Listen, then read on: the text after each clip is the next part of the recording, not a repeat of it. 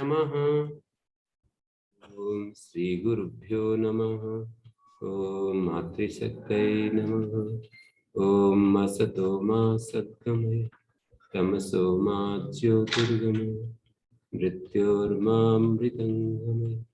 ओम शांति शांति शांति। उपनिषद कक्षा 160 और आज ये छांदोग्य उपनिषद की प्रथम कक्षा आरंभ होने जा रही है।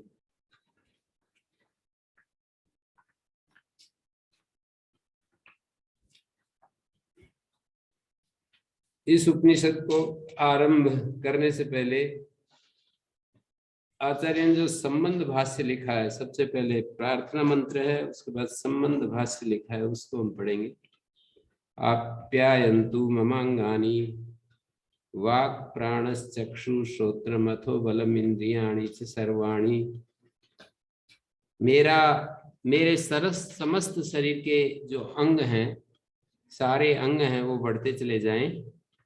वाणी, प्राण, चक्षु, प्राण मानी घ्राण इंद्रिय, चक्षु, श्रोत्र और बल और सभी इंद्रियां, सर्वम ब्रह्म औपनिषदम। ये जो औपनिषद ब्रह्म है, सब कुछ औपनिषद ब्रह्म है। ये सब कुछ जो दिखाई देता है, ये उपनिषद प्रतिपादित ब्रह्म है। सर्वम औपनिषदम ब्रह्म, सर्वम उद्देश्य है, औपनिषदम ब्रह्म ये विधेय है। माहम ब्रह्म निराकुर्याम, मैं इस औपनिषद ब्रह्म का निराकरण ना करूं। अपनी तर्क बुद्धि से मैं ये ना कहूं कि ये उपनिषद ब्रह्म कैसे हो सकता है, ये जड़ जगत उपनिषद ब्रह्म कैसे हो सकता है। मामा ब्रह्म निराकरोत, ब्रह्म मेरा निराकरण ना करे, मुझे दूर ना हटाए। माँ निराकरोत माँ माम, एक माँ का अर्थ है नहीं मत, और एक माँ का अर्थ है मुझको। ब्रह्म मुझको अपने पास से ना हटाए।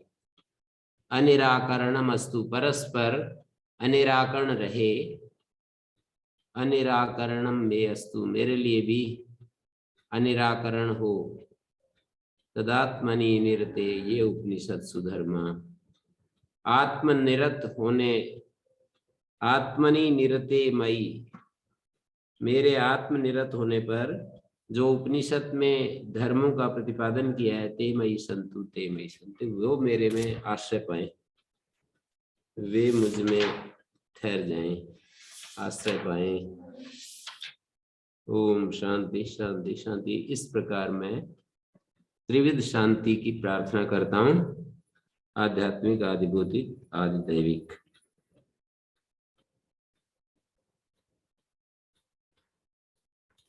तो यहाँ पर भाष्यकार उपोद्घात लिखते हैं, ओम इत्येत अक्षरमिति अष्टाध्यायी छांदोग्य उपनिषद। ये 8 अध्यायों का समुदाय छांदोग्य उपनिषद है। अष्टाध्यायी व्याकरण भी होता है और अष्टाध्यायी छांदोग्य उपनिषद भी होता है, इसमें भी 8 अध्याय है। और एक तरह से बृहदारण्यक भी अष्टाध्यायी है। यद्यपि बृहदारण्यक में 6 अध्याय हैं, लेकिन ब्राह्मण ग्रंथ के 2 अध्यायों को मिलाकर के बृहदारण्यक को बताया जाता है, इसलिए वहां पर षष्ठे, ऐसा भाष्यकार जब लिखते हैं तो उसका अर्थ होता है चौथे अध्याय में। षष्ठे, चतुर्थे तो उसका अर्थ होता है द्वितीय अध्याय, अर्थात 2 अध्याय और भी जो ब्राह्मण ग्रंथ में आए हैं, शतपथ ब्राह्मण में, उनको इंक्लूड करके और फिर उपनिषद के अध्यायों की संख्या लिखी जाती है। तो ओम इत्येत अक्षरम अष्टाध्यायी छांदोग्य उपनिषद, तस्या संक्षिप्तो अर्थ जिज्ञासुभ्य ऋजु विवरणम अल्प ग्रंथ। संक्षेप से अर्थ का जो जिज्ञासु लोग हैं, ऋजु विवरण, सरल विवरण, अल्प ग्रंथ, अल्प ग्रंथम इदम आरभ्यते, संक्षेप से ये ग्रंथ आरंभ किया जा रहा है। तत्र संबंध समस्तम कर्म अधिगतम प्राणादि देवता विज्ञान सहितम अर्चिरादि मार्गेण ब्रह्मलोक प्रतिपत्ति कारणम। तो ये संबंध है। संबंध क्या है उसको बता रहे। सारे कर्म समस्तम कर्म अधिगतम प्राणादि देवता विज्ञान सहितम। प्राण का मतलब है हिरण्यगर्भ। तस्य अग्नेश उपासनम सप्तसु अतीत ब्राह्मणेषु दृष्टव्यम। हिरण्यगर्भ का और अग्नि की जो उपासना है, 7 जो अतीत ब्राह्मण है उनमें जानना चाहिए। यद्यपि प्राणोपासनानि अन्यत्रापि उपनिषदि विहितानि। प्राणोपासनाएं अन्यत्र उपनिषद में विहित हैं, फिर भी तेषां कर्मांग संबद्धत्वा तानि कर्म कांडम प्रतिनेतव्यानि। कर्म के अंग के रूप में संबद्ध होने से कर्म कांड के प्रति, कर्म कांड की पूरक है वे। कर्म कांडम प्रतिनेतव्यानि, कर्म कांड की पूरक है वे उपासनाएं। कर्मांग संबद्धत्वा, कर्म के अंग भूत होने के कारण वे उपासनाएं कर्म के अंग होने से तथा च फलतः तेषां विपूर्व वृत्तत्वम अस्ति। तो इस प्रकार उन उपासनाओं का भी पूर्व वृत्तत्व है ही। तो यहाँ पर सारे कर्म समस्तम कर्म अधिगतम, सारे कर्म प्राणादि देवता विज्ञानम, प्राणादि देवता विज्ञान सहितम अर्चिरादि मार्गेण ब्रह्मलोक प्रतिपत्ति कारण, ब्रह्मलोक की प्रतिपत्ति का कारण है। कर्मों का जो बोध है, समस्तम कर्म अधिगतम, सारे कर्मों का जो ज्ञान है वो या प्राप्ति है, समस्तम कर्म अधिगतम विहितम प्रतिसिद्धम कर्म पूर्वस्मिन् कांडे प्रतिपन्नम प्राप्तम। विहित कर्म और प्रतिसिद्ध कर्म, कर्म कांड में उनकी व्यवस्था हमने देखी। तत्र ही विहितम समुच्चितम असमुच्चितम चैति द्विविधम। विहित समुच्चित और असमुच्चित 2 प्रकार का स्वीकार करके समुच्चित से फलम अनुवदति प्राणादि देवता विज्ञान सहितम, प्राणादि देवता विज्ञान सहितम अर्चिरादि मार्गेण, अर्ची मार्ग से, एक धूम मार्ग होता है, एक अर्ची मार्ग होता है। कर्म जो करने वाले लोग होते हैं वो धूम मार्ग से प्रयाण करते हैं, और उपासना के साथ जो कर्म करते हैं वो अर्ची मार्ग से जाते हैं। और तीसरे लोग जो शास्त्रविद कर्म नहीं करते और अपनी मन मर्जी के ढंग से चलते हैं, वे जायस्व म्रियस्व, तीसरी गति उनको प्राप्त होती है। वो जन्म लेते हैं, मरते हैं, उनको कोई मार्ग नहीं मिलता, और एक मुक्त हो जाते हैं, उनको भी मार्ग नहीं है। जो ज्ञानी लोग हैं उनको भी मार्ग की प्राप्ति नहीं होती। उपासना सहित कर्म करने वालों को उत्तर मार्ग की प्राप्ति होती है, केवल कर्म करने वालों को दक्षिण मार्ग की प्राप्ति होती है। केवलम च धूमादि मार्गेण चंद्रलोक प्रतिपत्ति कारणम, धूमादि मार्गेण चंद्रलोक प्रतिपत्ति का कारण है प्राप्ति। प्रतिपत्ति मानी प्राप्ति। और आगे कह रहे हैं ये स्वभाव प्रवृत्ता नाम च मार्ग द्वय परिभ्रष्टा नाम कष्टा अधोगति रुकता। स्वभाव प्रवृत्त, अपने स्वभाव से प्रवृत्त जो मार्ग द्वय से परिभ्रष्ट हो जाते हैं उनकी कष्टा अधोगति रुकता, कष्टपूर्ण अधोगति कही है। न च उभयोर मार्ग अन्यतरस्मिन् अपि मार्गे आत्यंतिकी पुरुषार्थ सिद्धि। दोनों मार्गों में अन्यतरस्मिन् अपि मार्गे, इन दोनों मार्गों में जो एक कोई मार्ग है आत्यंतिकी पुरुषार्थ सिद्धि, आत्यंतिक पुरुषार्थ सिद्धि नहीं हो सकती। इत्यतः कर्म निरपेक्षम अद्वैत आत्मविज्ञानम, कर्म से निरपेक्ष जो अद्वैत आत्म तत्व का विज्ञान है वो संसार गतित्रय हेतु उपमर्देन, संसार में जो तीन गतियां हैं उनके उपमर्दन पूर्वक उसको बताना होता है कि उपनिषद आरंभ ओम गुरु जी। संसार गति। हाँ जी प्रणाम गुरु जी। जी। गुरु जी, तीन यहाँ तो उपासना को भी मोक्ष मुक्ति का उपाय नहीं माना जा रहा, और जबकि छांदोग्य उपनिषद तो उपासनाओं से भरी हुई है। ब्रह्मलोक की प्राप्ति का उपाय बता रहे। उपनिषद को केवल ज्ञान, उपनिषद की दृष्टि से केवल ज्ञान ही मुक्ति का मार्ग है, और उपासना हमारे को ब्रह्मलोक की प्राप्ति कराता है, और ब्रह्मलोक में फिर ज्ञान प्राप्त होता है तो फिर मुक्ति हो जाती है। और ब्रह्मलोक के भोगों को भोग करके यदि कोई वापिस आना, कोई वहां के भोगों में ही रम जाता है तो वो उन भोगों को भोग करके वापिस आ जाता है। ये व्यवस्था बता रहे। उपासना गुरु जी फिर ज्ञान का साधन तो हुई। परंपरा से तो कर्म भी ज्ञान के साधन है। परंपरा का मतलब है आत्म ज्ञान को सिद्ध करने के लिए निष्काम कर्म भी तो हैं। निष्काम कर्म भी ज्ञान के साधन है। चित्त की शुद्धि की परंपरा से चित्त को शुद्ध किया जाता है, कर्म के द्वारा उसके राग और द्वेष को साफ किया जाता है। चित्त में जो राग द्वेष होते हैं, प्रीति अप्रीति होती है, उसको साफ लेकिन यहाँ किया गुरु जाता जी है। संबंध भाष्य से तो ऐसा लग रहा है, संबंध भाष्य से तो इनको सिरे से ही नकार दिया जा रहा है, बिल्कुल उपासना तक को नकार रहे हैं। ऐसा नहीं लगता जी?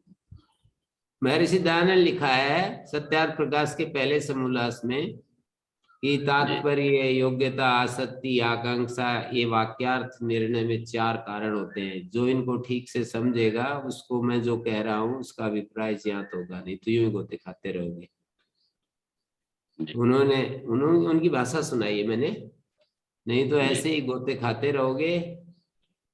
तो वक्ता का तात्पर्य क्या है उसको मैं बता रहा हूँ, वो यदि समझ में आ गया तो ठीक है, नहीं तो फिर ऐसे ही गोते खाने पड़ेंगे। जी वक्ता का गुरु। तात्पर्य यही है कि उपासना सहित कर्म करने से हमको ब्रह्मलोक मिलता है, उत्तर मार्ग की प्राप्ति होती है। और केवल कर्म मार्ग से, धूम मार्ग बोलते हैं उसको, उससे हमें स्वर्ग लोक की प्राप्ति होती है। और इन दोनों से जो भी नहीं जाते हैं उनको जाय सुम्रियस्व, तीसरी कष्ट गति, कष्टपूर्ण गति प्राप्त होती है। और जिनको ज्ञान हो जाता है यहीं पर वे मुक्त हो जाते हैं, उनको कोई मार्ग नहीं ढूंढना पड़ता, या फिर ब्रह्मलोक में जाकर मुक्त हो जाते हैं। ब्रह्मलोक से दो, ब्रह्मलोक में दो व्यवस्थाएं हैं। क्या व्यवस्था है? एक व्यवस्था है कि वहां के भोगों को भोगो और वापस दुनिया में आओ। दूसरी जी व्यवस्था है वहां ज्ञान प्राप्त करो, मानिए आत्म ज्ञान प्राप्त करो। ज्ञान का मतलब ये किताबों में क्या लिखा है ये मतलब नहीं, शरीर से भिन्न आत्म तत्व का बोध प्राप्त करो, और उससे फिर हमारे को, हमारा उद्धार होता है। गुरु जी, उद्धार उपासना होना। से ब्रह्मलोक की प्राप्ति बताई जा रही है, उपासना से। तो फिर इस संसार में रहते हुए जो मुक्ति का जो आपने बताया कि जिनको ज्ञान हो जाता है, तो उस ज्ञान का फिर साधन क्या है? ज्ञान का साधन तो श्रवण मनन निधिध्यासन ही है। जो हम श्रुतियों को सुनते हैं, उन पर मनन करते हैं, और उन्हीं सुने हुए पर ध्यान करते हैं, निरंतर एकाग्र हो जाते हैं, तो वो मुक्ति का साधन है। जी आत्मा का विशुद्ध स्वरूप का जो बोध है वही मुक्ति का साधन है। आत्मा के विशुद्ध स्वरूप का बोध जब होता है तो मैं ये कभी नहीं, मेरे अंदर ये विचार और भाव पैदा होता है कि मैं आत्मा को नहीं जानता। यही होता है कि मैं ज्ञान स्वरूप हूँ, मैं ब्रह्म स्वरूप हूँ, मैं शुद्ध स्वरूप हूँ, यही बोध होता है। तो इसको गुरु जी ऐसे नहीं कह सकते कि ब्रह्मलोक वाला जो रास्ता है वो तो बहुत लंबा है, और यदि यहाँ उपासना ही यदि शुद्ध ब्रह्म की जाए, शुद्ध आत्मा की जाए, तो वो भी एक फिर पांचवा रास्ता हो गया। यहाँ तो कहीं ऐसा दिखाया नहीं गया है। आचार्य के हम वो बन रहे हैं, वकील बन करके हम उनकी एडवोकेट बने हुए हैं, और उन्होंने जो कहा है उसकी वकालत कर रहे हैं। तो आचार्य ने तो ऐसा कहीं कहा नहीं है कि यहाँ जी। उपासना करने से ब्रह्म प्राप्ति मानी मोक्ष हो जाएगा। उपासना तो या विहित तो है। फिर, या तो सिद्धांत उपासना ये स्थापित हो कि ब्रह्मलोक का ही रास्ता है, दूसरा कोई रास्ता ही नहीं, और या फिर ये इसका कोई अपवाद रूप में कोई रास्ता। बात तो ज्ञान है ना, ज्ञान से मोक्ष होता है, और कर्म से स्वर्ग होता है, उपासना से ब्रह्मलोक की प्राप्ति, या उपासना सहित कर्म से ब्रह्मलोक की प्राप्ति, या केवल उपासनाओं से भी ब्रह्मलोक की प्राप्ति। जी गुरु जी, धन्यवाद। तो देखिए यहाँ पर समस्तम कर्म, ये हम ये पढ़ रहे थे यहाँ पर, स्वभाव प्रवृत्ता नाम से मार्ग द्वय परिभ्रष्टा नाम। स्वभाव प्रवृत्त हैं जो दोनों मार्गों से भ्रष्ट, उत्तर मार्ग और दक्षिण मार्ग। कष्ट अधोगति रुकता न च उभयोर मार्ग अन्यतरस्मिन् अपि मार्गे आत्यंतिकी पुरुषार्थ। दोनों मार्गों में या दोनों में से किसी एक मार्ग में आत्यंतिक पुरुषार्थ सिद्धि नहीं होगी, इसलिए कर्म निरपेक्षम अद्वैतात्म ज्ञान संसार गति त्रय हेतु उपमर्दने। संसार गति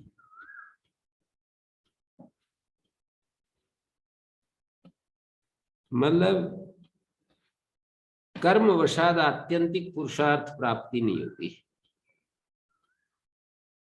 कर्म यतो न निरतिशय पुरुषार्थ नैमित्तिकयोरपि, पुरुषार्थ नैमित्तिकयोरपि गर्भवासादि हेतुत्वेन अनर्थ प्रायत्वात् निषिद्ध फलस्य च अनर्थ रूपतया। निषिद्ध कर्म तो अनर्थ रूप है। ततो विरक्तानाम निरवध्य पुरुषार्थ जिज्ञासुनाम, सत्य जो पुरुषार्थ जिज्ञासु हैं उपनिषद आरभ्य थे हेतु हेतुमान लक्षण संबंध। हेतु और हेतुमान लक्षण संबंध है। कर्म क्योंकि निरतिशय पुरुषार्थ का हेतु नहीं है। ससाधनात् कर्मणा तत्फलात्, ससाधन कर्म से और उसके फल से जो विरक्त हो जाता है, निरतिशय पुरुषार्थम कांक्षतः, निरतिशय पुरुषार्थ की आकांक्षा करता हुआ, तत्साधनम केवलम आत्मज्ञानम, और उसका साधन निरतिशय पुरुषार्थ का साधन केवल आत्मज्ञान, संसार अंतर्भूत, संसार के भीतर तीन गति बताई, एक उत्तर गति, एक दक्षिण गति और एक जायस्वम्बियस। गति त्रय हेतु कर्म और कर्म के हेतु का निराकरण करने से वक्तव्यमिति अभिप्राय उपनिषद आरभ्य थे। कर्मानुष्ठान से पुरुषार्थ निरतिशय के रूप में हमें प्राप्त नहीं होता। तस्य तद्यथा इत्यादो क्षयिष्णु फलत्व श्रुते। तद्यथा ऐसा वचन मिलता है उपनिषद में, और वो यही बताता है कि ये कितना भी कर्म हो, बृहत कर्म हो, वो क्षयिष्णु होता है, क्षयशील होता है। ईश्वरार्पण बुद्धिया अनुष्ठित शुभ कर्म वशात उपजात शुद्ध बुद्धि, उत्पन्न हुई शुद्ध बुद्धि से विरक्त से मुमुक्षो, जो विरक्त है, मुमुक्षु है, मोक्ष साधन ज्ञानार्थ हो उपनिषद।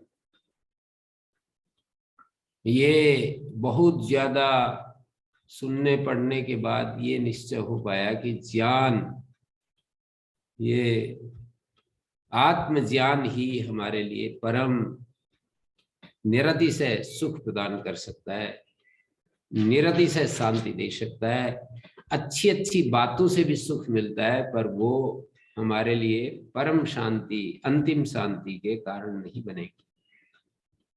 बात यह है कि हमेशा यदि किसी को शांति में जीना है तो आत्मज्ञान में स्थिति चाहिए। नहीं तो देखिए, मेरे एक मित्र ने कहा, 75 साल के हैं वैसे, तो उन्होंने कहा अभी तो हम कोई ऐसी बुढ़ापे के चिन्ह नहीं है, काम करना है हमें। वही बस काम करने की बात आती है, काम करना है, समाज में अच्छे अच्छे काम करके दिखाने हैं। तो ये एक बुराई से बचने के लिए अच्छा है वो भी, मतलब ऐसा नहीं कह रहे हैं कि वो गलत कर रहे हैं, गलत रास्ते पर हैं। शास्त्र विहित कोई कर्म कर रहा है तो वो भी एक बहुत ही सही रास्ते पर चल रहा है। लेकिन ये निरति से सुख का मार्ग नहीं, मोक्ष का मार्ग तो नहीं है, ये तो पक्का है। मनुष्य अपने को कभी भी जो वो कर रहा होता है उसका आकलन थोड़ा नहीं करना चाहता है। दूसरा करे तो उसको पसंद नहीं करता है कि ये आदमी मेरे कर्म को, मेरे मार्ग को अवमूल्यन कर रहा है। तो उसका बस चले तो उसको एक सेकंड भी सामने नहीं देखना चाहता है, या उसको परास्त करना चाहता है कि तुमने गलत बोला है, अपने शब्द वापस लो। जैसे मीडिया वाले लोग टूट पड़ते हैं, यदि कोई शब्द किसी के मुख से निकल जाए तो जैसे टूट पड़ते हैं, उसको जब तक कि वो वापिस अपनी बात क्षमा नहीं मांग लेता तब तक वो बोलते ही रहेंगे। तो ऐसे ही हमारे हमारे द्वारा यदि ऐसा स्टेटमेंट दिया कि मुक्ति का मार्ग तो ज्ञान ही है और कर्म जो होते हैं वो तो सकाम यदि हैं तो बंधन के ही हेतु हैं। कितना भी बड़ा कर्म हो, सकाम है तो वो बंधन का ही हेतु होगा। निष्काम है तो चित्त शुद्धि के द्वारा मुक्ति की तरफ ले जाएगा। उपासना जो है वो ब्रह्मलोक की प्राप्ति कराएगी, या ब्रह्म उपासना भी एक कर्म है। उपासना मानस कर्म है, एक वाणी का कर्म होता है, एक शरीर का कर्म होता है। उपासना मानस कर्म है। तो मानस तत्क्रतु न्याय बोलते हैं, तम यथा यथा उपासते से तथा भवति। उस देवता की जैसे जैसे उपासना करता है वैसा ही हो जाता है। तो ये यहाँ पर न च उभयोर्गत मार्गयो अन्यतरस्मिन् अपि मार्गे आत्यंतिकी पुरुषार्थ सिद्धि तथा कर्म निरपेक्षम अद्वैत आत्मविज्ञानम। कर्म से निरपेक्ष जो अद्वैत आत्मविज्ञान है, संसार गतित्रय हेतु उपमर्दने, संसार गतित्रय हेतु का उपमर्दन करके उसको बताना है। न च अद्वैत आत्मविज्ञानाद अन्यत्र आत्यंतिकी विशेष प्राप्ति। अद्वैत आत्मविज्ञान से अन्यत्र आत्यंतिकी निशेष प्राप्ति भी नहीं हो सकती है। केवल मात्र एक अद्वैत आत्मविज्ञान ही है, उसी में आत्यंतिक निशेष प्राप्ति हो सकती है। उससे अन्यत्र आत्यंतिकी निशेष प्राप्ति संभव नहीं है। वक्षति ही अथि अन्यथा अतो विदु अन्य राजानस्ते क्षय लोका भवन्ति। जो इससे अलग जानते हैं, अन्य राजा है जिनका, ऐसी उनकी स्थिति होती है। कोई उनके ऊपर राजा होता है और उनके लोग क्षीण फल वाले होते हैं। विपर्य स्वराट भवति। जबकि ज्ञान की स्थिति में उपनिषद कहती है वो स्वराट हो जाता है, स्वराज्यम प्राप्त होती। मनसस्पतिम वाक्पति भवति। इससे भी बढ़ करके होता है ऐसा, तैत्तरीय उपनिषद में हमने देखा था। वाक्पति हो जाता है, प्राणपति हो जाता है, मनसस्पति हो जाता है, विज्ञानपति हो जाता है, सब कुछ का स्वामी हो जाता है। एकदम पूरा अस्तित्व उसकी मुट्ठी में होता है। ऐसा तथा द्वैत विषयानृत अभिसंधस्य बंधनम तस्करस्य तप्त परशु ग्रहण बंध दाह भाव। एक छठे अध्याय में कहानी कहेंगे। वो कहानी तो लोक में काफी कई कई जगह चलती है। हमने भी पुस्तक में किसी संदर्भ में लिखी है वो कहानी।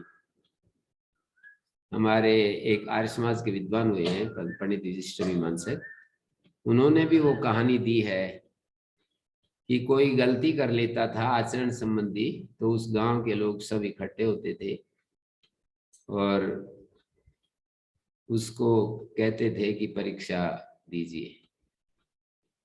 एक सिक्का वगैरह कोई गर्म किया जाता था और उसको हाथ में रखा जाता था ऐसे, और कहा जाता था कि इतने कदम तक आपको चलना है।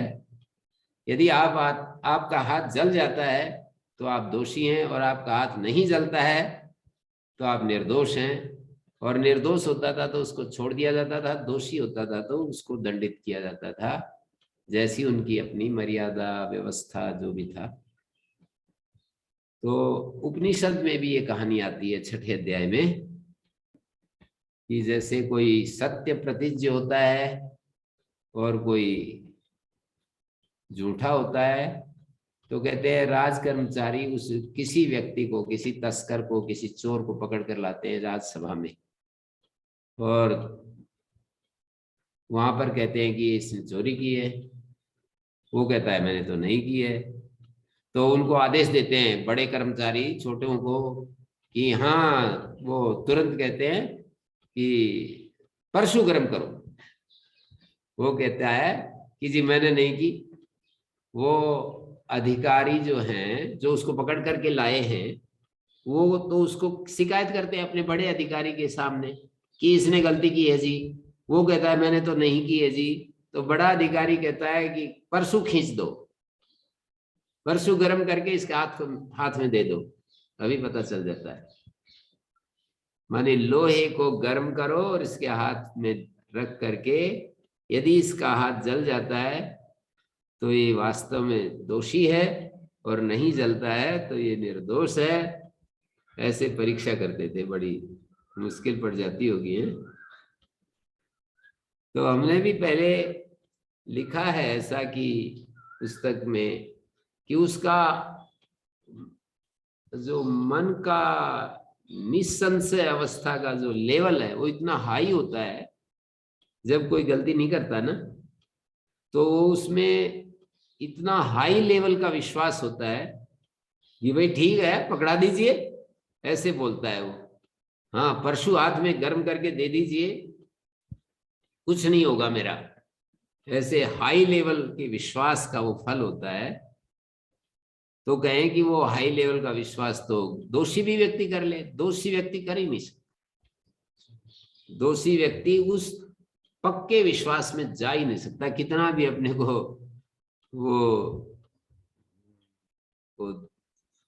क्या बोलते हैं उसको, कितना भी कोशिश करे अपने आप को राहत देने की कि भाई बहुत दंड मिलेगा, बहुत ज्यादा ये बेइज्जती हो जाएगी, बहुत ये हो जाएगा, वो हो जाएगा, कितने भी, पर झूठे आदमी को अपने झूठे होने का क्योंकि पता होता है, तो इसलिए उसमें विश्वास पूर्ण न होने से वो जल ही जाता है। तो ऐसे लॉजिकली भी कुछ छिपी हुई बात है। अथि अन्यथा तो विदु अन्य राजान स्थय्य लोका भवन्ति विपर्यय स्वराट भवति तथा द्वैत विषय अनृत अभिसंधस्य बंधनम। द्वैत विषयक जो अनृत में अनृत अभिसंध है, अनृत में डूबा हुआ है, उसका बंधन तस्कर की तरह तप्त परशु ग्रहणे बंद दाह भाव। तप्त परशु के ग्रहण करने में बंद दाह भाव, बंद और दाह, जैसे कोई गलती करने में उसको यदि पता चल गया कि ये गलत व्यक्ति है, इसने गलती की है, तो उसको बंधन हो जाता है, जेल में डाल दिया जाता है।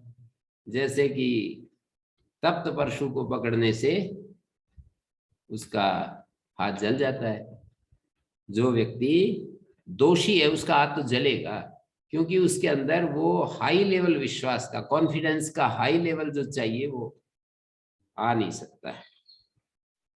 संसार दुख प्राप्तिश्च इति उक्त्वा, संसार दुख प्राप्ति होगी ये कहकर अद्वैत आत्म सत्याभि अद्वैत आत्म सत्याभिसंधस्य अतस्करस्य, जैसे कोई तस्कर नहीं होता है तो तप्त वर्षु ग्रहणे बंध दाह भाव, न तो बंधन होगा न दाह होगा। संसार दुख निवृत्ति मोक्षस्य, संसार दुख की निवृत्ति और मोक्ष उसको मिलेगा। और पहले वाले में क्या बताया था? संसार दुख प्राप्ति और बंधन ये मिलेंगे। संसार दुख प्राप्ति से अद्वैत आत्म सत्याभिसंधस्य अतस्करस्य तप्त परशु ग्रहणे बंध दाह भाव संसार दुख निवृत्ति मोक्ष। अतएव से कर्म सह भावी अद्वैतात्म दर्शनम, कर्म के साथ साथ होने वाला ये अद्वैत, क्या बोल दिया? न कर्म सहभावी अद्वैत आत्म दर्शन। अद्वैत आत्म तत्व का बोध कर्म के साथ नहीं चलता है। न कर्म सहभावी, कर्म के साथ अद्वैत आत्म तत्व का बोध नहीं चलता है।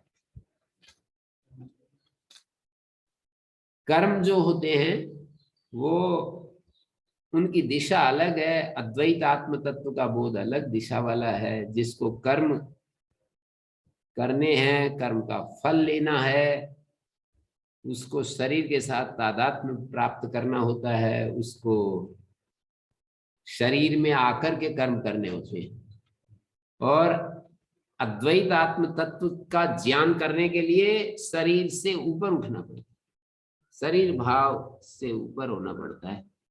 क्रियाकारक फल भेदोपमर्दने सदैव सदैकमेव अद्वितीयम आत्मा एवं सर्वम, मानी क्रियाकारक फल भेद, क्रिया है कि जैसे मैं हवन करूंगा, मैं करने वाला हूं, मुझे स्वर्ग मिलेगा।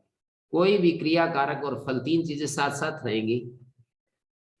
मैं करने वाला हूं, खेती करने वाला हूं, मैं खेती नामक क्रिया करूंगा, उससे अनाज मुझे मिलेगा। मैं अष्टादई याद करने वाला हूं, कारक हो गया, और इससे मुझे बार बार स्मृति रखनी पड़ेगी, बार बार पाठ करना होगा, एक क्रिया हो गई, और उससे मुझे अष्टादई याद हो जाएगी, ये फल हो गया। क्रिया कारक फल भेदोपमर्दने, फल भेद के उपमर्दन पूर्वक सद एकम एवं द्वितीयम, सत एक अद्वितीय आत्मा एवं सर्वम इत्यादि वाक्य जनित से बाधक प्रत्यानुपत्ते, आत्मा एवं सर्वम इत्यादि वाक्य जनित, वाक्य से उत्पन्न होने वाला बाधक जो प्रत्यय है, बाधक जो प्रतीति है, उसकी अनुपपत्ति होने से, बाधक प्रत्यय की अनुपपत्ति होने से कर्म विधि प्रत्यय चेत न, कर्म भोक्तृ स्वभाव विज्ञानवतः तज्जनित कर्म फल राग द्वेषादि दोषवतस्य कर्म विधाना अधिगत सकल वेदार्थस्य कर्म विधानात् अद्वैत विज्ञानवतो कर्म चेत न। ये पहले सूत्र रूप में भाष्यकार एक बात लिखेंगे और फिर उसको थोड़ा विस्तार से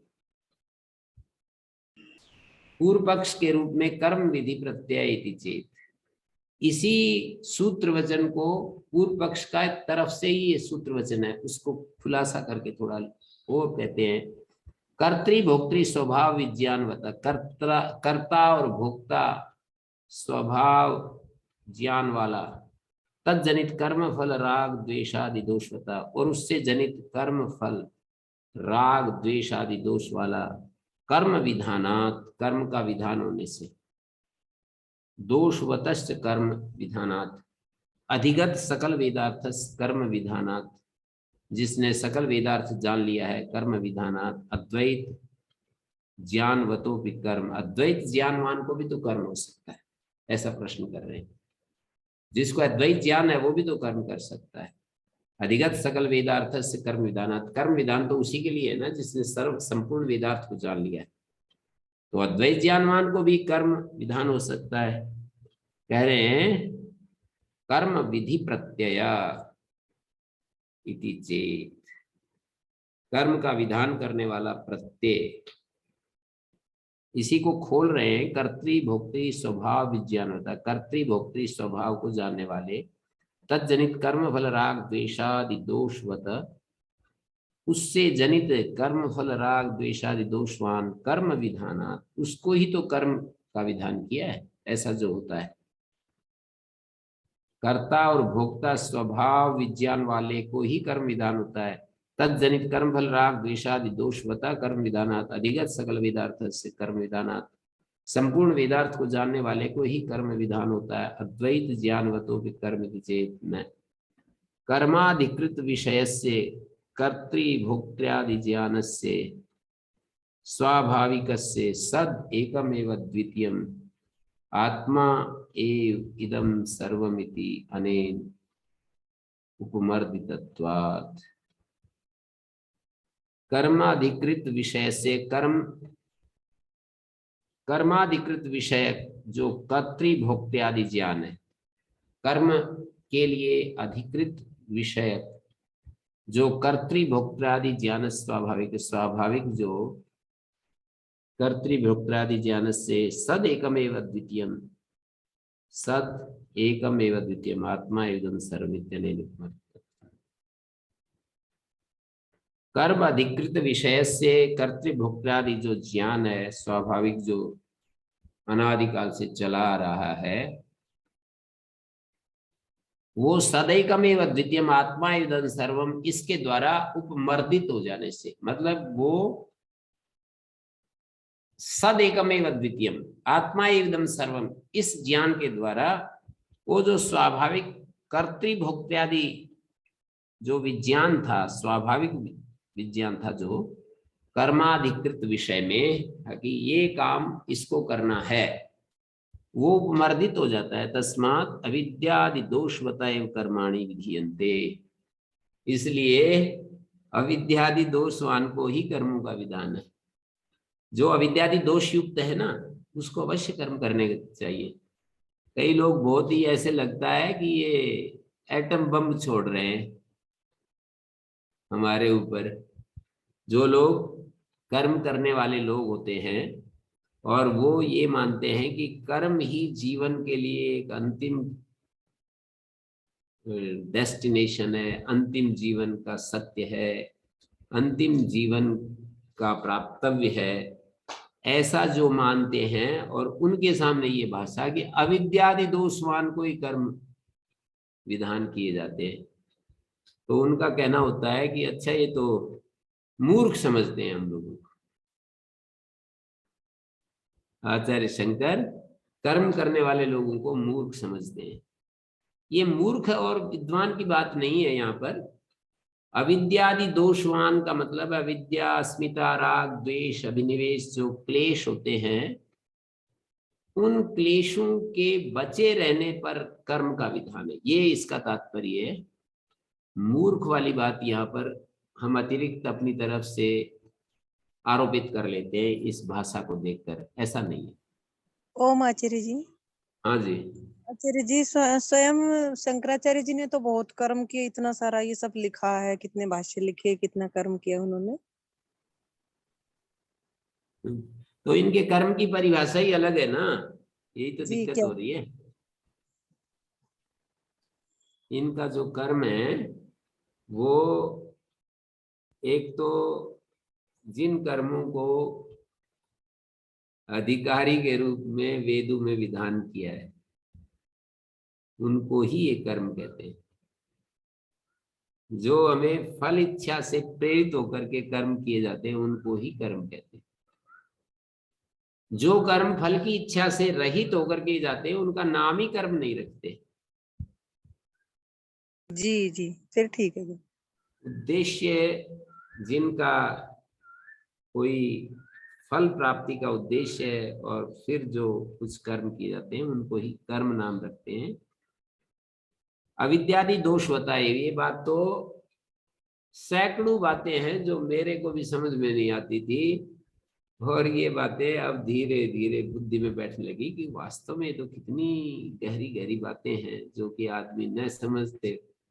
न समझने पर आचार्य कोई उल्टा उल्टा, कितने लोग हैं बोले इतना भी नहीं पता मेरे को। एक मेरे वो है एक प्रोफेसर अंग्रेजी के, रोहतक में रहते हैं, बोले क्यों इनके पीछे पड़ रहे हो, इनको इतना तो पता नहीं कि जीव अल्पज्य है, परमेश्वर सर्वज्ञ है, जीव परिचिन्न है, ईश्वर अपरिचिन्न है, ये अल्प शक्तिमान है और वो सर्वशक्तिमान है, वो उपास्य है, ये उपासक है, इतना तो पता नहीं है। और ये कुछ बताएंगे हमको, कुछ सलाह देंगे हमको, सही रास्ता दिखाएंगे। जिनको इतनी सी मोटी बात नहीं पता है वो क्या बताएंगे हमको। ऐसे आदमी, ये संसार ऐसे ही गोल चक्कर में घूम रहा है, एक दूसरे को मूर्ख समझता है, वो दूसरा इसको मूर्ख समझता है, हैं? मेरे को तो ऐसा पता चलता है कि हम दूसरों को मूर्ख समझते हैं, दूसरे हमको मूर्ख समझते हैं। ओम गुरुजी। जी गुरुजी, इन विद्वानों को यदि जन कल्याण के लिए ये इतना कुछ परिश्रम कर रहे हैं, तो ये शब्दों का इतना उल्टा सीधा प्रयोग क्यों कर रहे हैं? कहीं स्वर्ग मोक्ष के लिए कह दिया, कहीं स्वर्ग के लिए कुछ और कह दिया। क्या दूसरे शब्द नहीं थे? इतना उलझा कर और इतना ज्यादा मतलब आदमी को मजबूर करते हैं कि जैसा मैं कहता हूं वैसा ही मानो। शब्दों को का सीधा सीधा प्रयोग क्यों नहीं करते? अब कर्म के लिए यहाँ इन्होंने, जहां आपने अभी व्याख्या की कि भाई जो सकाम कर्म है, तो यहाँ एक शब्द और डाल देते, सकाम निष्काम। वो भी कहा है कई जगह, वो कहा हुआ ही तो मैंने व्याख्या की है, मैंने अपनी तरफ से थोड़ी कही है। जी, स्वर्ग शब्द का जैसे प्रयोग करते हैं, कहीं स्वर्ग के लिए मोक्ष का नाम ले रहे हैं, कहीं स्वर्ग के लिए कुछ और कह रहे हैं, कहीं स्वर्ग के लिए कुछ और कह रहे हैं, तो अलग अलग शब्दों का प्रयोग कर लेते, तो हम जैसे बेचारों की ऐसी दुर्गति नहीं होती। ऐसा क्यों करते हैं जी? इसलिए तो आचार्य की जरूरत होती है। अब आचार्य जी ने स्पष्ट कर दिया, हम उसको समझ लेंगे। जी बहन जी, जी ना अद्वैत ज्ञानवता, ये तस्माद अविद्यादि दोषवान को ही कर्म विधान किए गए हैं, अद्वैत ज्ञानवान के लिए कर्म नहीं है। मानी अधिकृत रूप में कर्म नहीं है कि तुम ये इष्टि करो, तुम ये 10 पूर्णिमा से इष्टि करो, तुम स्रोत याग करो, तुम अमुक याग करो। वैदिक कर्म जो होते हैं वो अद्वैत ज्ञान वाल के लिए नहीं है।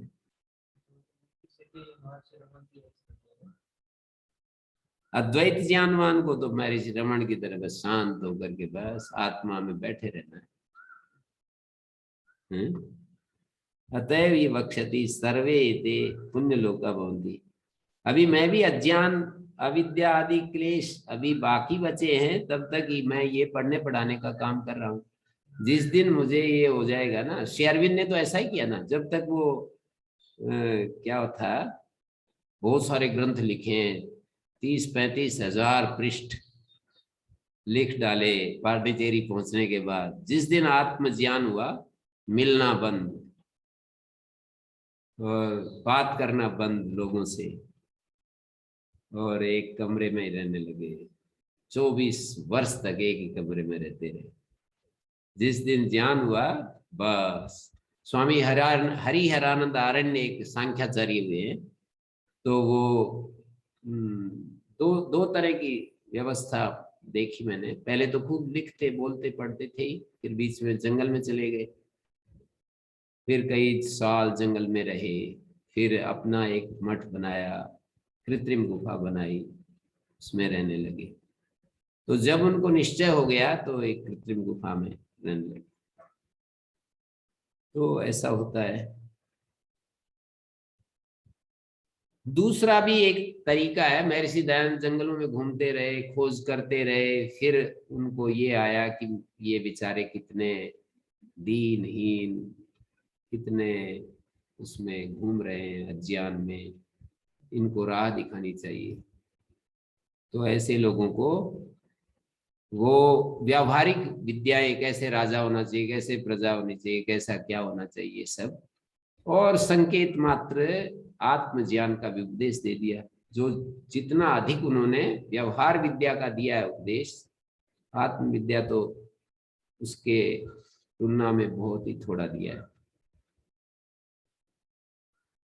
तो ये महापुरुषों के अपने अपने रंग हैं, उसको ऐसे स्वीकार करने में हम लोगों को दिक्कत नहीं होनी चाहिए, सहज स्वीकृति होनी चाहिए।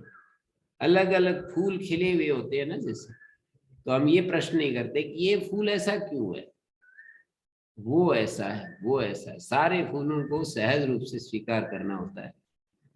इस अनंत फुलवाड़ी में सब अपने अपने ढंग से खिले हुए हैं, ऐसे ही ये महापुरुष भी सब अपने अपने तरीके से खिले हुए हैं, उनको हमें स्वीकार करना होता है।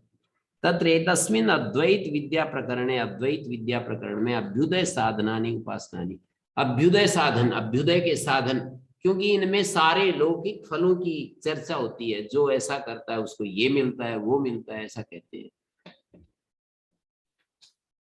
आत्मज्ञान में सब कामनाएं पूरी हो जाती है, ये एक वाक्य मिलता है। पर यहाँ तो इसको ये कामना पूरी हो जाती है, सारी कामनाएं पूरी नहीं दिखाएंगे। उपासना का जो फल होगा ऐसा नहीं कहेंगे उसकी सारी कामनाएं पूरी हो जाती है, उसको दिखाएंगे उसकी ये कामना पूरी हो जाती है, उसकी वो कामना पूरी हो जाती है, निश्चित कामनाएं दिखाएंगे। पर आत्मज्ञान का फल सारी कामनाएं पूरी हो जाती है, इसका मतलब सारी कामनाओं से वितृष्ण हो जाता है, सब इच्छाओं से मुक्त हो जाता है, ऐसा समझने की बात है।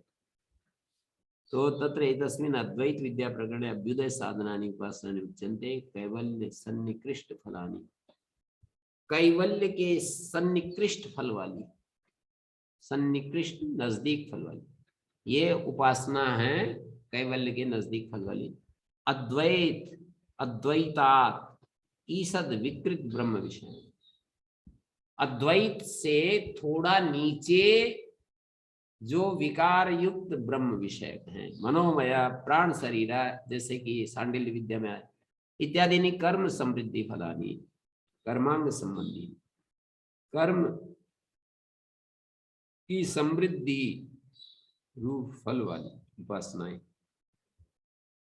कर्मांग संबंधी, कर्म के उपकारक, कर्मांग संबंधी, कर्म को कृत करने वाली, कर्म का उपकार करने वाली, रहस्य सामान्यानि, रहस्य सामान्यात, रहस्य सामान्य से, मनोवृत्ति सामान्य से, यथा अद्वैत ज्ञान मनोवृत्ति मात्रम, जैसे अद्वैत ज्ञान मनोवृत्ति मात्र है, तथा अन्यानि अभ्युपासनानि मनोवृत्ति रूपाणी अस्ति सामान्य, अन्य उपासनाएं भी मनोवृत्ति रूप हैं, ये समानता इन सभी उपासनाओं में है।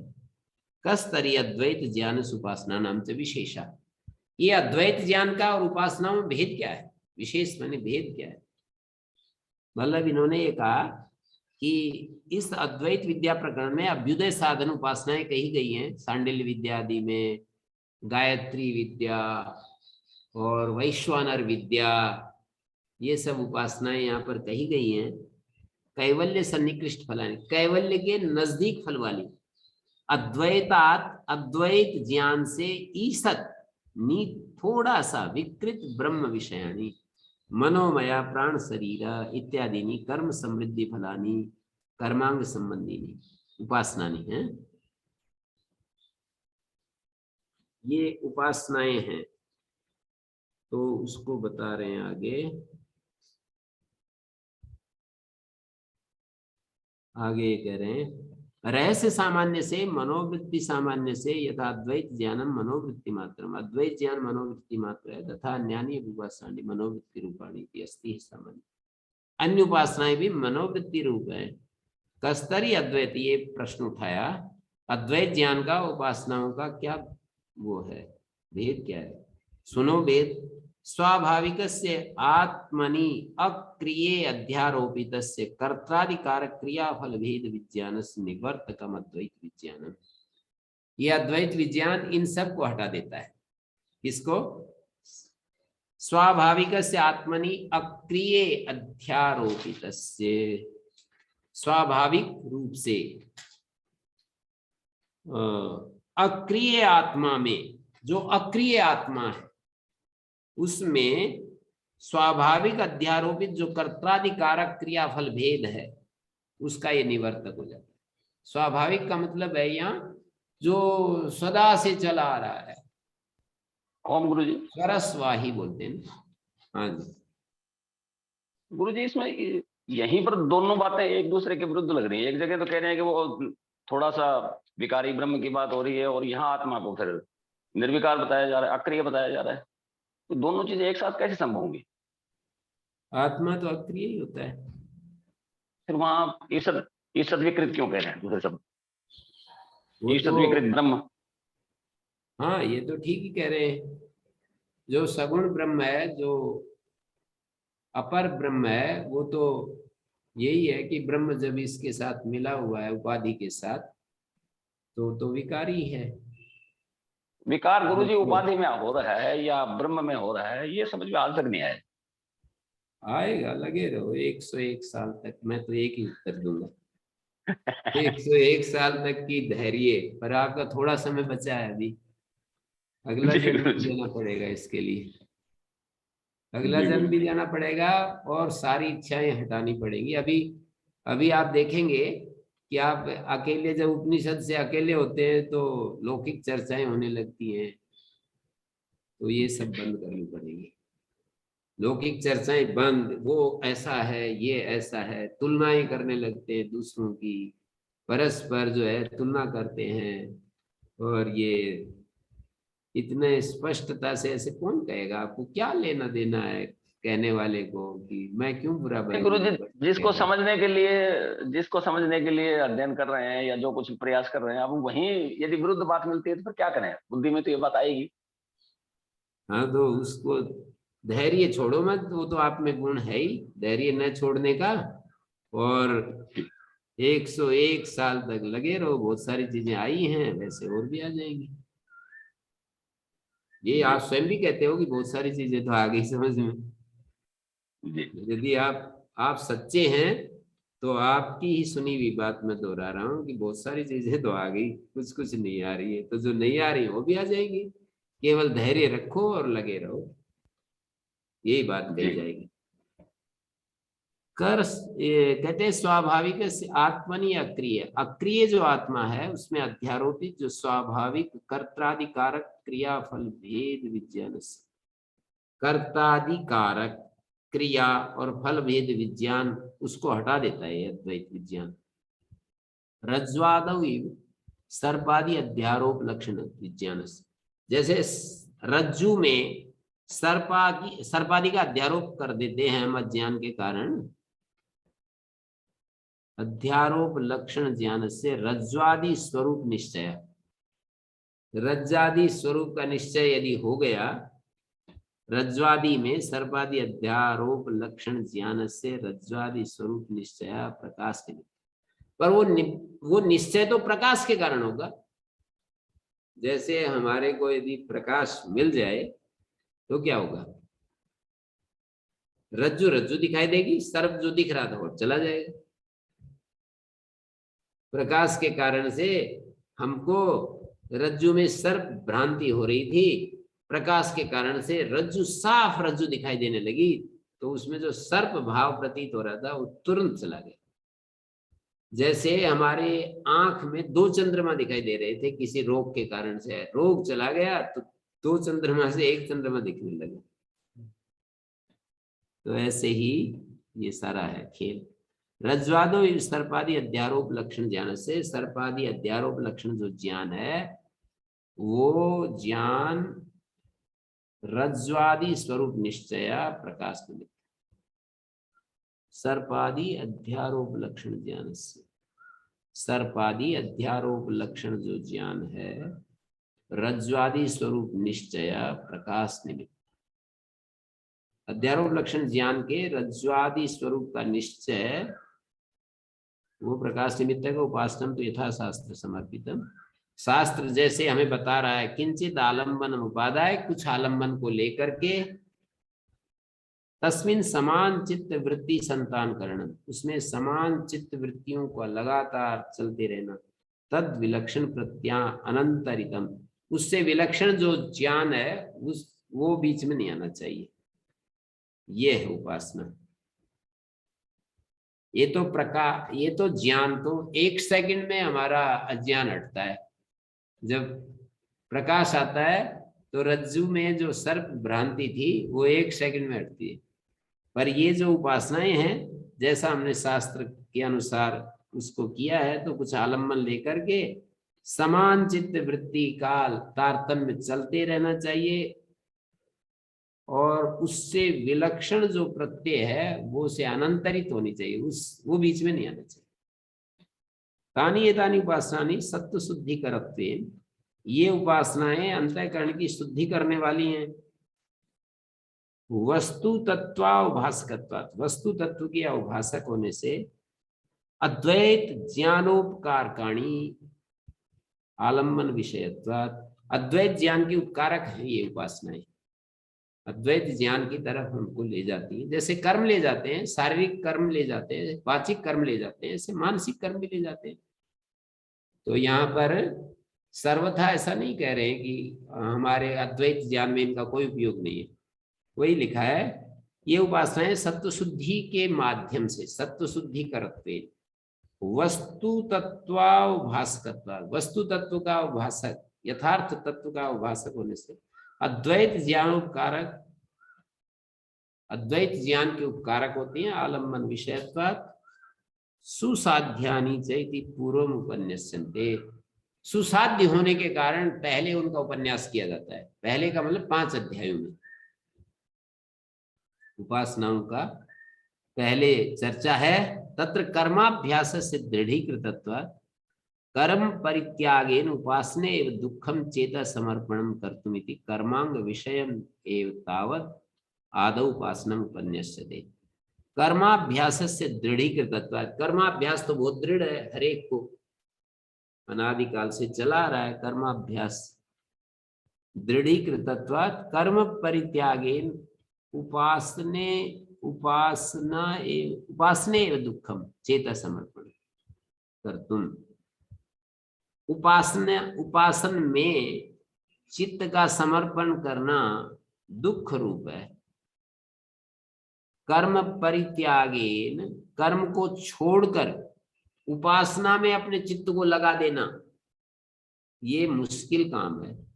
इसलिए कर्मांग विषय में, कर्म के अंग के रूप में, कर्म भी साथ साथ चल रहे हैं और उसके साथ उपासना को भी शुरू कर दिया, दोनों एक साथ कर्म के अंग के रूप में, सहायक के रूप में, कर्म के उपकारक के रूप में। अंग का मतलब यहाँ पर कर्म के उपकारक के रूप में आदौ उपासना उपन्यस्यते। ओम इत्येतदक्षरम् उद्गीतम् उपासीत, ओम इति उद्गायति तस्य व्याख्यानम। मानी ओम इत्येतदक्षरम् उद्गीतम् उपासीत, ओम इत्येतदक्षरम् परमात्मनो अभिधानम निर्दिष्टम। ओम ये जो अक्षर है परमात्मा का अभिधान है, जो परमात्मा के बिल्कुल निकटतम है, निर्दिष्टम निकटतम है। अब तस्मिन ही प्रयुज्यमाने स प्रसीदति, प्रिय नाम ग्रहणैव लोका। जैसे प्रिय नाम, जैसे किसी को हम उसका प्रिय नाम हो ना, जैसे किसी आदमी का को हम कहते हैं दूर से पीछे से, चाहे वो हट गया है 10 साल से हटा हुआ है, सरपंच साहब पीछे से आवाज लगाते हैं तो वो एकदम बहुत ही खुश होकर के देखता है। हाँ जी, प्रिय नाम ग्रहण से जज साहब तो भी मास्टर साहब, सीएम साहब, प्रिय नाम ग्रहण में प्रसन्नता होती है। तदा इह इति परम प्रयुक्तम अभिधायकत्वात् व्यावर्तितम शब्द स्वरूप मात्रम प्रतीयते। ओम इति, यहाँ पर इति परक, यहाँ पर इति परक जो ओम शब्द को बोला गया, अभिधायकत्वात् ओम इति एतद अक्षरम अभिधायकत्वात् व्यावर्तितम शब्द स्वरूप मात्रम प्रतीयते। इति शब्द का स्वभाव है, नवेति भाषा भाष्यकार ने भी दिया है। आचार्य शंकर व्याकरण कि जब बात आती है तो उसको भी छोड़ते नहीं है। अपने ग्रंथों में व्याकरण की बात आती है तो व्याकरण का प्रयोग, न्याय की बात आती है तो न्याय का प्रयोग, मीमांसा का बात आती है तो मीमांसा का प्रयोग, शब्द शास्त्र की बात आती है तो शब्द शास्त्र का। इसलिए महर्षि दयानंद 1.5 पृष्ठ में उनकी प्रशंसा स्वरूप प्रशंसा ही करते चले गए कि एक द्रविड़ देश में उत्पन्न ब्राह्मण बाल्यकाल से सभी शास्त्र पढ़कर विचार करने लगा, आहा ये देश नास्तिक हो गया। सभी शास्त्र पढ़कर, देखिए कितना महत्वपूर्ण, अंडरलाइन कर रहा हूं, सभी शास्त्र पढ़कर विचार करने लगे, ये देश नास्तिक हो गया। तो यहाँ पर भाष्यकार ने भी नवेति विभाषा क्या कहते हैं कि जो इति है ना, जिसके साथ लगा देंगे, जैसे अष्टाध्यायी में इति लगा देंगे तो वो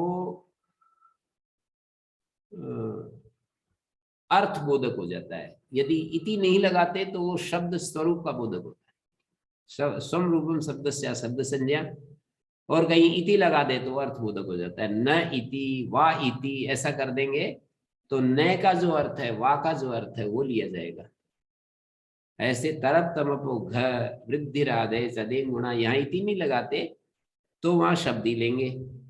तो यहाँ पर भी ओम शब्द से, ओम शब्द तो अर्थ का वाचक है, लेकिन इति लगा देंगे तो वो शब्द स्वरूप में सीमित हो जाएगा। ओम जो है अर्थ बोधक है। ओम इति परम प्रयुक्तम अविधायकत्वात्, अविधायक होने से व्यावर्तितम उसको हटा दिया गया, शब्द स्वरूप मात्रम प्रतीयते, तथा च अर्चादिवत परस्य आत्मना प्रतीकम संपद्यते। वैसे ही अर्चादिवत, जैसे एक प्रतिमा होती है उसकी तरह कोई प्रतिमा को अपने किसी इष्ट देव की का प्रतीक बना लेता है, वैसे ही प्रतीकम संपद्यते, ये ओम जो है उस परमात्मा का प्रतीक हो गया। परमात्मा का ये ओम जो अक्षर है ना, ये प्रतीक हो गया। एवं नामत्वेन प्रतीकत्वेन च परमात्मा उपासना साध्यम साधनम श्रेष्ठमिति सर्व वेदांतेषु होगी। ऐसे नाम के रूप में और प्रतीक के रूप में परमात्मा उपासना साधनम, परमात्मा उपासना का साधन श्रेष्ठ साधन है, ऐसा सब वेदांतों में जाना गया। जप कर्मसु अध्यायाद्यंतेषु च बहुशा प्रयोगात् प्रसिद्धमस्य श्रेष्ठम। जप कर्म में और अध्याय आदि के अंत में बहुशा प्रयोगात् प्रसिद्धमस्य श्रेष्ठम, इसका श्रेष्ठत्व जो है प्रसिद्ध है। अतः तदेतद एकम अक्षरम वर्णात्मकम उद्गीत भक्ति अवयवत्वात् उद्गीत शब्दवाच्यम उपासना। परमात्मा का नाम ओम नहीं है, ये तो प्रतीक भी है। एतद आलम्बनम श्रेष्ठम एतद आलम्बनम परम एतद आलम्बनम जाता ब्रह्मलोके महीयते। ऐसा तो जब कर्मसु और स्वाध्याय, अच्छा जब कर्म स्वाध्याय आदि अंतेषु, जब कर्म में स्वाध्याय आदि में बहुशः प्रयोगात् प्रसिद्धमस्य श्रेष्ठम अतस्तदेतद अक्षरम वर्णात्मकम, ये वर्णात्मक अक्षर है। ओम ओम इत्येका अक्षरम ब्रह्म, ऐसे आता है ना गीता में। ओम इति ब्राह्मणा प्रवक्षन् आह।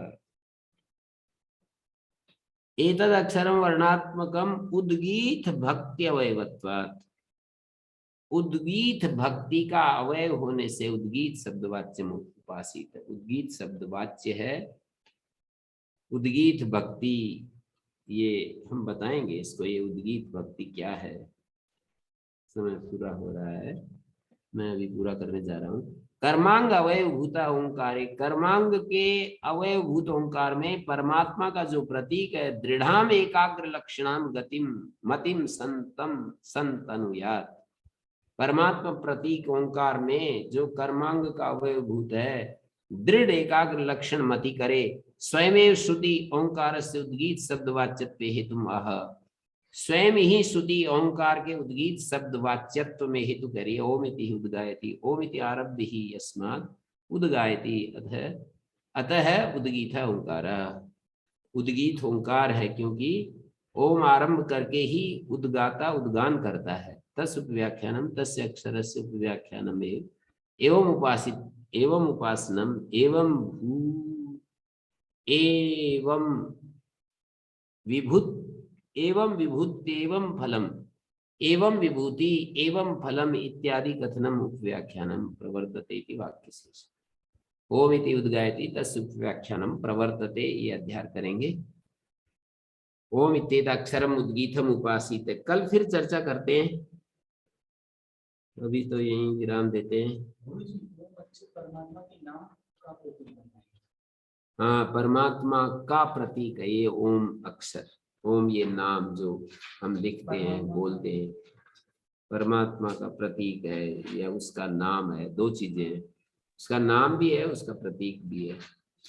और ये अक्षर, हाँ जी। ये गुरु जी उपव्याख्यान और व्याख्यान में क्या अंतर है? निकट से व्याख्यान, व्याख्यान समीप पहुंच करके व्याख्यान। तो ओम शांति शांति शांति। ओम गुरु।